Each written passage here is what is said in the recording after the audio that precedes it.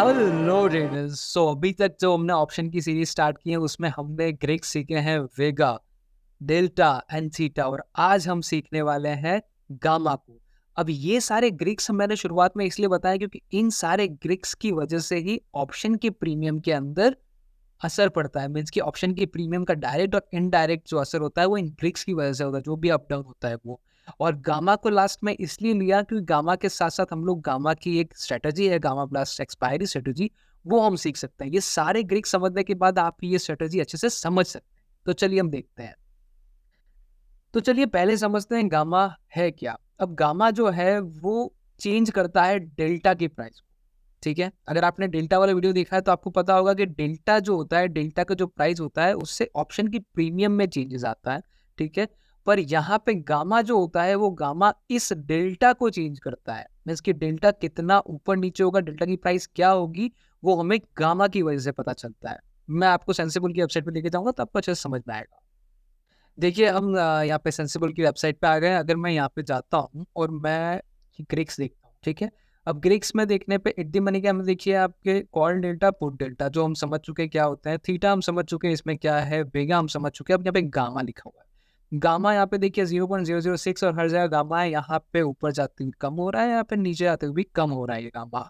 ठीक है, अच्छे से समझाता हूँ अभी आपको। अब जैसे कि हमने देखा था डेल्टा के अंदर कि एट द मनी का डेल्टा क्या होता है, एट द मनी का डेल्टा 0.50 होता है। ठीक है, अब हमने यहाँ पे स्लाइड में देखा था कि यहाँ पे गामा भी लिखा, और बेसिकली गामा जब आप देखने जाते हो एट द मनी का गामा 0.005 होता है। अब अगर मैं ऐसा बताऊं कि जो भी अंडरलाइन है उसका स्पॉट प्राइस जो है वो 100 पॉइंट से इंक्रीज करता है, तो अब प्रीमियम कितना बदलेगा। तो जिस तरह से मुझे पता है कि डेल्टा 0.5 है और ये 100 पॉइंट से अगर इंक्रीज कर रहा है, तो मैं क्या करूंगा, 100 करूंगा मल्टीप्लाई बाय डेल्टा से, तो मुझे पता चलेगा कि 50 पॉइंट उसके प्रीमियम में इंक्रीमेंट आएगा। अब ये मुझे समझ में आ गया कि इसके स्पॉट प्राइस से 100 पॉइंट बढ़ने पे उसका प्रीमियम 50 पॉइंट बढ़ा है, पर 100 पॉइंट बढ़ने पे ये डेल्टा भी चेंज हो जाएगा। नया डेल्टा जो होगा 100 पॉइंट के बाद में वो बन जाएगा ये गामा, गामा मल्टीप्लाई 100, तो हमें जो मिल रहा है 0.05। तो हमारा न्यू जो डेल्टा होगा वो डेल्टा क्या होगा, वो हमारा न्यू डेल्टा होगा 0.5 प्लस 0.50। ठीक है, 0.55, तो 100 पॉइंट के बाद वही स्ट्राइक प्राइस का डेल्टा 0.55 हो जाएगा। तो वो बढ़ाने का काम किया है गामा ने। इसी के अंदर मैं आपको एक चीज और बताता हूँ कि अगर 300 पॉइंट अगर ये बढ़ेगा तो कैसे होगा। देखिए यहाँ पे ना एट द मनी का डेल्टा, अब मैं कहता हूँ कि 300 पॉइंट अगर ये बढ़ता है अंडरलाइन, ठीक है, 300 पॉइंट अगर अंडरलाइन बढ़ेगा तो डेल्टा के हिसाब से प्रीमियम कितना बढ़ना चाहिए। तो हम क्या कहेंगे, 300 मल्टीप्लाई 0.50 मीन्स की 150 पॉइंट, पर नहीं, 300 के बाद में वो स्ट्राइक प्राइस का प्रीमियम बढ़ेगा 165। थोड़ी बहुत मैथमेटिक्स है, आपको समझनी पड़ेगी यहाँ पे। ये मैथमेटिक्स इस तरह से है कि डेल्टा जो है वो जब बढ़ रहा है 100 पॉइंट के बाद डेल्टा बढ़ा, तो गामा ने उस डेल्टा की प्राइस को बढ़ा दिया। मतलब कि पहले 100 पॉइंट पे डेल्टा 0.5 था, 50 पॉइंट बढ़ा। दूसरे 100 पॉइंट के बाद डेल्टा जो है 0.55 हुआ, तो दूसरे 100 पॉइंट में वो 55 पॉइंट और बढ़ा। थर्ड टाइम जब 100 बढ़ा तो डेल्टा जो था वो 0.60 था, तो 60 पॉइंट बढ़ गया।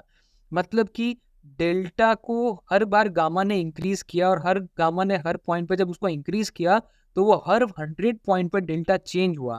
तो आप अगर किसी को अगर ये बोले कि अगर डेल्टा अभी 0.50 है, 300 पॉइंट के बाद क्या प्रीमियम होगा, तो आप 150 मत बोलना।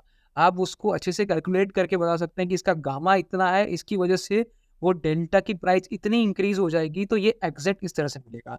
जैसे कि गामा जो था वो 0.005 था, अब 300 मल्टीप्लाई बाय 0.005 करूंगा तो क्या आएगा, 0.15। तो अब 300 के अबव की स्ट्राइक प्राइस के बाद में मुझे नया डेल्टा क्या मिलेगा। ये डेल्टा मेरा 300 के पहले था, और अचानक से जो स्पॉट प्राइस 300 इंक्रीज हो जाता है, तो मेरा प्रीमियम तो बढ़ेगा, प्रीमियम के साथ साथ अब मुझे नया डेल्टा मिलेगा। अब मेरा नया डेल्टा हो जाएगा 0.65, और वो नया डेल्टा किसकी वजह से हो रहा है, वो गामा की वजह से होता है। गामा जो है वो डेल्टा को बूस्ट करता है, डेल्टा को इंक्रीज करता है, और डेल्टा की वजह से प्रीमियम बढ़ता है। इसकी वजह से कई बार जब at the money strike price आप सिलेक्ट करते हैं, वो इन द मनी होती जाती है। वो इन द मनी जैसे होगी उसकी प्राइस जो है बहुत रॉकेट की तरह बूस्ट करना चालू कर देती है। अभी गामा के अंदर ना कुछ इंपॉर्टेंट पॉइंट्स है वो हमें देखने कि गामा जो है वो एट दी मनी में सबसे ज्यादा होता है, इन दी मनी और आउट ऑफ दी मनी में कम होता है। जैसे कि थीटा हमने देखा था, थीटा भी एट दी मनी में ज्यादा होता है, इन दी मनी और आउट दी मनी में कम होता है। दूसरा पॉइंट ये कि गामा जो होता है वो एक्सपायरी जब पास में होती है तब गामा इफेक्ट बहुत ज्यादा हाई होता है, और एक्सपायरी से जितना दूर होता है गामा कम इफेक्ट करता है। मतलब एक्सपायरी से काफी दूर अगर कोई स्ट्राइक प्राइस हमने ली है जिसकी एक्सपायरी 1 महीने बाद है तो वो बहुत स्लो मूव करेगा क्योंकि गामा उसका कम है। एक्सपायरी के टाइम पे गामा पीक पे होता है, इसकी वजह से मूवमेंट जो है वो बहुत फास्ट होता है। इसीलिए हम जो हमारी स्ट्रेटेजी बनाने वाले हैं गामा ब्लास्ट की वो एक्सपायरी में बनाने वाले हैं, क्योंकि एक्सपायरी में वो पॉइंट पे गामा सबसे हाई पॉइंट पे होता है।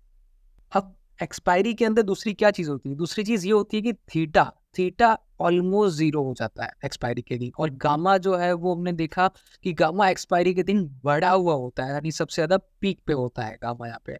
तो हमें इन दोनों ग्रिक का बहुत अच्छे से यूज करना है हमारी स्ट्रेटेजी में। हमारी स्ट्रेटेजी में कुछ रूल्स हमें डिफाइन करने पड़ेंगे कि वो रूल्स हमें फॉलो ही करने पड़ेंगे, ठीक है। तो उसमें सबसे पहले हमें ये देखना है कि हमें एक्सपायरी के 1:30 या 2 PM के बाद ही हम लोग ये स्ट्रेटेजी का यूज कर सकते हैं। दूसरी चीज, मार्केट का मूवमेंट 1% से ज्यादा नहीं होना चाहिए पूरे दिन। अगर 1% ज्यादा मूवमेंट है तो कम चांसेस होते हैं कि हमें ये यूज करने को मिले स्ट्रेटेजी, ठीक है। दूसरी चीज, हमें फास्ट मोमेंटम देखना है, अंडरलाइन में फास्ट मोमेंटम होगा तभी हमें ये फ्रूटफुल रहेगा, ठीक है। तीसरी चीज ये है कि यहाँ पे दो तरीके से हम लोग इसको यूज कर सकते हैं। एक तो ये कि हम लोग स्ट्रेडल चार्ट, जो एट द मनी का स्ट्रेडल चार्ट देख के इसको यूज कर सकते हैं। दूसरा, हम लोग टेक्निकल चार्ट देख के हम लोग इसको बता सकते हैं। अब स्ट्रेडल चार्ट कैसे हैं वो मैं आपको सेंसिबल के अंदर बताता हूँ। देखिए, हम लोग सेंसिबल पे आ गए हैं। सेंसिबल में आपको इसलिए बता रहा हूँ कि सेंसिबल फ्री है। अगर आप जीरोधा यूज करते हैं तो जीरोधा वालों के लिए फ्री है और बहुत अच्छी इसके अंदर आपको टेक्निक मिल जाएगी। स्ट्रेडल का मतलब ये होता है कि एट द मनी को बाय और सेल करना, ठीक है। वो अगर हम लोग शेडल और स्ट्रैंगल हम आगे सीखेंगे, पर हर फिर आप ये समझिए कि इसके अंदर हमें क्या करना है, 2 बजे के आसपास या 1 बजे के आसपास एक स्ट्रेडल को ले लेना है। स्ट्रेडल को यहाँ पे रख दिया है, ठीक, एड टू चार्ट कर दिया। अब स्ट्रेडल इस तरह से मूव करता है, स्ट्रेडल के अंदर दिख रहा है आपको ये। हमें ये लाइन के अंदर ये देखना है कि कब ये स्ट्रेडल का ब्रेकआउट होगा। ये स्ट्रेडल का जैसे ही ब्रेकआउट हो, हमें चार्ट के अंदर, हम निफ्टी देख रहे हैं या बैंक निफ्टी देख रहे हैं, फिर हम लोग उसके टेक्निकल चार्ट्स में देखेंगे और किस तरह से मूवमेंट देखना है वो हम लोग चेक करेंगे। जैसे कि आपको वहां पे समझ ना आया तो इस तरह से हमें देखना है कि स्ट्रेडल का जो चार्ट होता है, स्ट्रेडल हम लोग लेना है, वो स्ट्रेडल का चार्ट कुछ इस तरह से जाएगा, ठीक है। हमें एक ट्रेंड लाइन देखनी है कि ट्रेंड लाइन में वो नीचे की तरफ ही जाएगा, और वो जिस टाइम पे इस ट्रेंड लाइन को ब्रेक करे और यहाँ पे लोअर लो की फॉर्मेशन को तोड़ के हायर हाई की फॉर्मेशन जब बनाना स्टार्ट कर दे, इस टाइम पे हमें तुरंत हमारे टेक्निकल चार्ट, यानी कि जिसमें भी इंडेक्स में हम लोग देख रहे हैं वहां पे जाके हमें देखना है कि वो किस तरह से मूवमेंट कर रहा है। वो ये स्ट्रेडल में आपको अगर यहाँ पे ही दिखेगा कि ये ब्रेकआउट हुआ है, तब आप चार्ट में जाके देखेंगे तो आपको ये दिखेगा कि वो किसी साइड, या तो वो नीचे साइड या फिर वो ऊपर साइड कहीं भी मूवमेंट हो रहा होगा। उसी टाइम पे, जिस टाइम पे वो मूवमेंट हो रहा हो वो भी एरिया से, वहां पे हमें उस एरिया पे या तो एट दी मनी का कॉल बाय या एट दी मनी का पुट बाय कर देना है।